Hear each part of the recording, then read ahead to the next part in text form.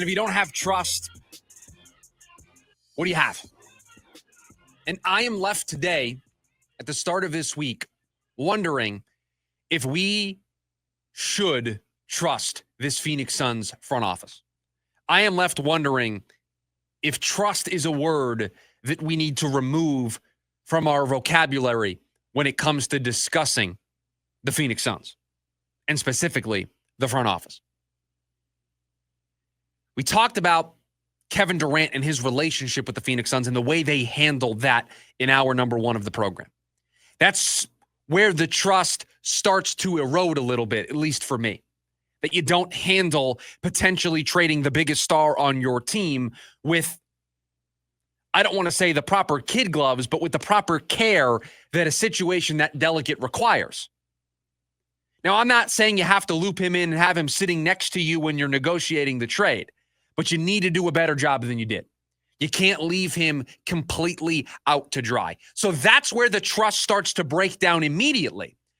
But my lack of trust in this front office goes a little bit further, and it comes from the same story, but I'm starting to believe that this Suns front office operates with a sense of carelessness, with a lack of awareness, and it might have doomed their trade deadline. The reason why they were unable to get anything done other than Yusuf Nurkic going to Charlotte before 1 p.m. on Thursday might have been because not necessarily making all of the right decisions.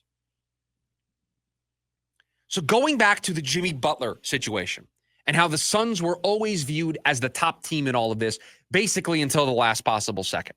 I'm going to read from that Ramona Shelburne, Brian Windhorst story that I referenced in hour number 1 of the show, because I want to lay the foundation of why I do not trust this front office, and they're going to have to show me and earn that trust back. Quote, for weeks, the Suns tried to construct multi-team trades that would land Butler in Phoenix and Beal on some other team. But when the Heat would cross-check with the teams Beal would supposedly join in these constructions, they'd get conflicting information. What was the point of discussing specifics if Phoenix hadn't yet solved the biggest impediment to the deal, Beal's no-trade clause, end quote. So the Phoenix Suns kept going back to the Miami Heat with different versions of this, with different permutations of how Jimmy Butler could end up in Phoenix and Bradley Beal would end up someplace else. And what Pat Riley and the Miami Heat did was they checked them. They said, okay, and they called those teams, whoever they were. Maybe it was Milwaukee. Maybe it was Chicago. We know that those teams were linked at one point and then de-linked from the Bradley Beal of it all, but we'll use them for this example. And then when Miami called those teams, whoever they were, they would get a different story. They would get a different version. They would get this idea that, no, we don't want Bradley Beal. No, we don't want that contract. Doesn't appear like you're operating in the best of faith if you're Phoenix. If when Miami would check with these teams, they would get a different story. More on Beal. Quote, of all the teams Phoenix canvassed, sources said only the Washington Wizards and Atlanta Hawks would consider taking on Beal if he'd waive his no-trade clause to go there.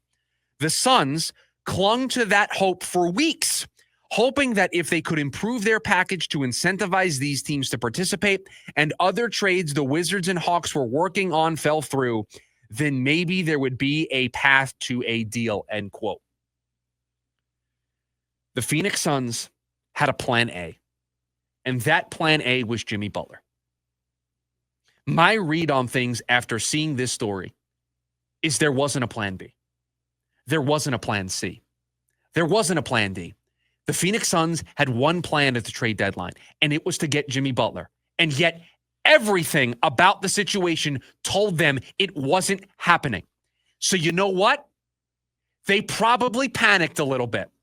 And when they panicked, they said, well, there's one way to get Jimmy Butler. We could trade Kevin Durant. And in that panic and in that chaos, they started talking to Golden State. And yet they didn't clue in Kevin Durant. And then we saw what unfolded on Monday, on Tuesday, on Wednesday, and on Thursday last week. The chaos in the lead up to the deadline on Thursday is all because the Suns didn't have a plan B, because the Suns didn't have a plan C, and because when faced with the pressure and when faced with the uncertainty and maybe the chance that the deadline would come and go and nothing would happen, the Phoenix Suns, instead of acting calm and poised and having a pivot plan ready to go, they invited chaos to the party. That's why I don't trust the Phoenix Suns front office. They didn't have a plan B ready to go. They didn't have a plan C ready to go. They instead welcomed in option chaos. And they clung on to an idea that we all knew was impossible. It would take too much work, producer Dylan, but I'm sure we can find the shows the day that the Jimmy Butler stuff broke, or at least the first day we talked about it on the show. And we could find the audio and roll of me saying it's not going to happen because you have to get Bradley Beal to waive his no trade clause. It was the immediate reaction from everybody, not just me. You listen to anybody talk about this for the Phoenix Suns. The first roadblock to that deal not happening was Bradley Beal's no trade clause. And while I wavered along the journey, I started to believe that it could be a possibility because we were talking about it so much. I always kept coming home to my original point of it's not happening because Bradley Beal's not waiving his no trade clause. And yet the Phoenix Suns wouldn't face that reality until the last possible second. And then they operated the last week and a half of the trade deadline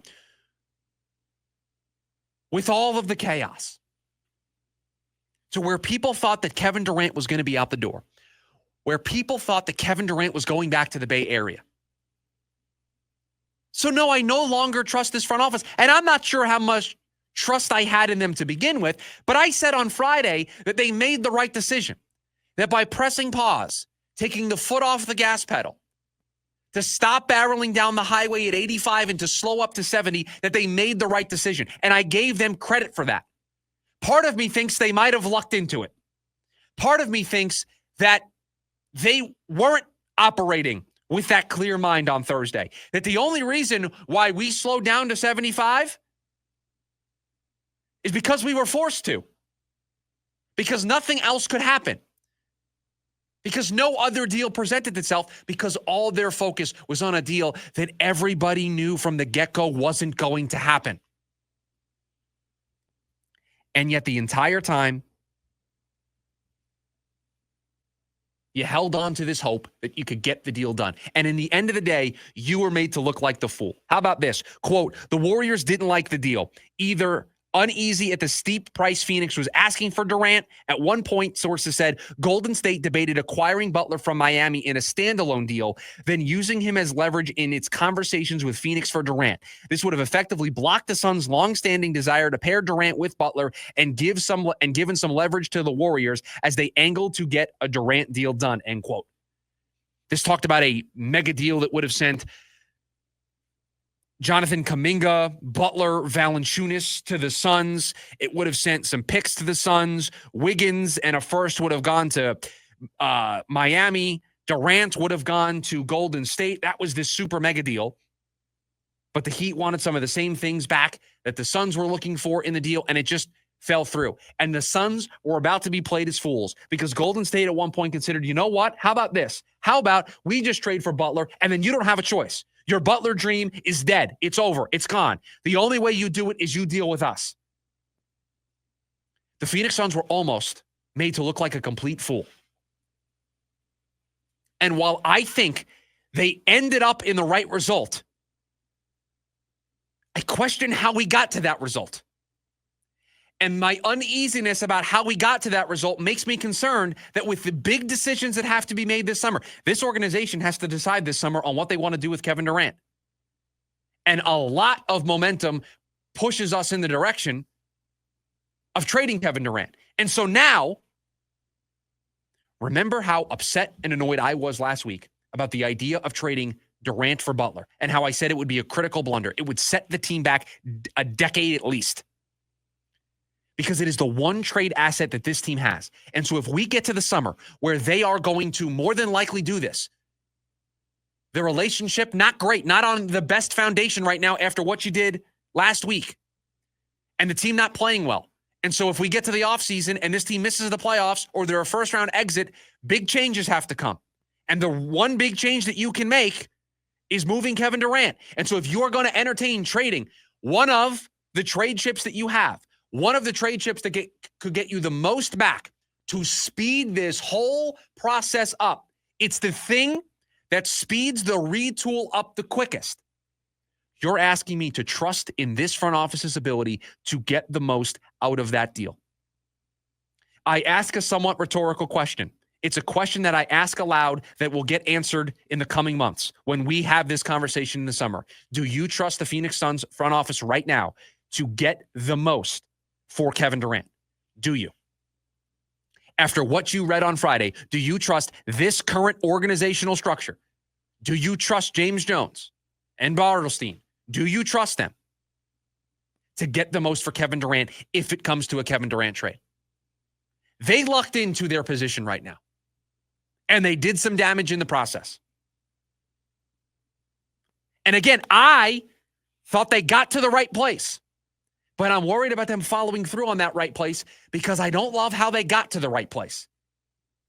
They didn't make the decision 3 weeks ago. You know what? We're just going to stand pat. The Beal thing, it's not working out. We're trying. We've efforted as much as humanly possible. It's just not happening. We're going to back off. We're going to try to make some other smaller deals. We're going to get it. No, they were laser focused on Jimmy Butler, and they were laser focused on moving Bradley Beal, and the clock ran out on them.